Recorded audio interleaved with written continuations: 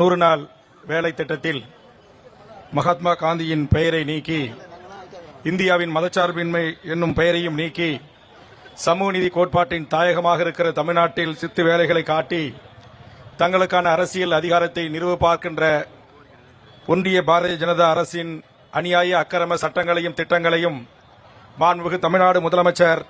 முத்துவேல் கருணாநிதி ஸ்டாலின் அவர்களின் தலைமையில் தமிழகம் எதிர்க்கும். அதற்கு என்றைக்கும் பல்வேறு அரசியல் ரீதியான கருத்து மாறுபாட்டு உள்ள தமிழ் சமூகம் எதிரியை களத்தில் சந்திக்கின்ற போது அந்த கருத்து மாச்சரியங்களை தூக்கி எறிந்து மதவாத மனித சக்திகளை பிரித்து மதத்தின் பெயரால் மக்களை கூறுபோட்டு கொலை செய்து தினந்தோறும் மக்கள் விரோத சட்டங்களையும் திட்டங்களையும் இயற்றி வருகின்ற பாரதிய ஜனதா அரசுக்கு